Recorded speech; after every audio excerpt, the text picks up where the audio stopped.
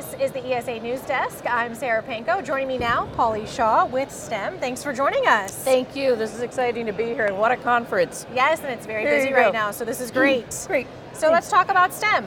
Okay, well, I think many of you may know STEM already, but we are a 10-year-old company. We are the global leader in artificial intelligence-driven energy storage projects, everything from 18 kilowatt up to 5 megawatt and beyond sized projects, operating in 6 U.S. states, Ontario, Canada, and also Japan now.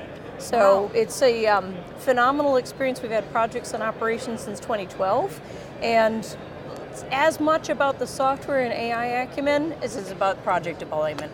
Yeah, I think Thanks. everyone and everything in this industry is growing. That is true, and that conference around us is showing that. It's a booming industry, it's a booming set of markets with a lot of potential. And speaking of that, so what do you think is the pace of growth in storage markets? Well, you know, the last 12 or 13 years in my career have been in the solar and the wind markets, and what I found really interesting was that pivot point about 10 years ago when solar began to take off because the value was suddenly appreciated by the grid operators, the utilities, and the consumers. We're seeing that right now with storage.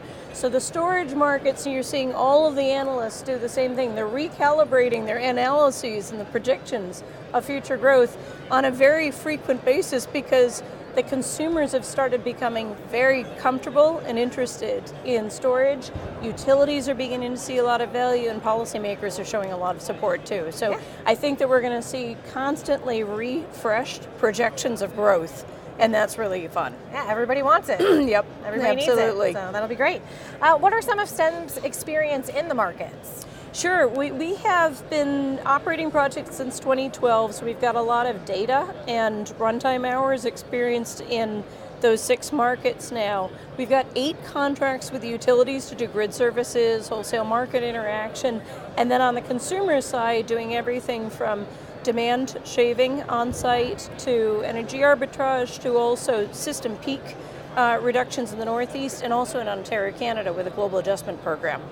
Wow, that sounds exciting. Yep, there's a lot going on, and I think the consumer involvement is the reason why all the analysts are beginning to see that in the future trajectory, half of the growth will be utility scale front of the meter, but the other half is going to be strong demand from customers to be able to use energy storage in new ways. That's exciting. Yeah. And here, we're here at ESA.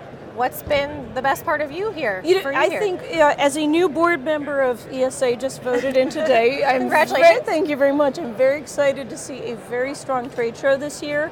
We're seeing a lot of new stakeholders show up. We're seeing a lot of excitement around the booth activity.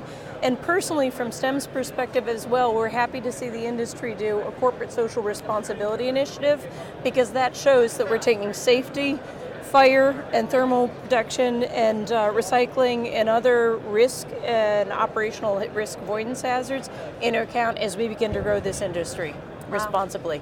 Well, So thanks. Yeah, well, thanks for joining us. We appreciate it. Good. Very nice to meet you. Yes, Thanks nice to very meet you. much. Thank Have you. a good conference. Thanks. This is the ESA News Desk.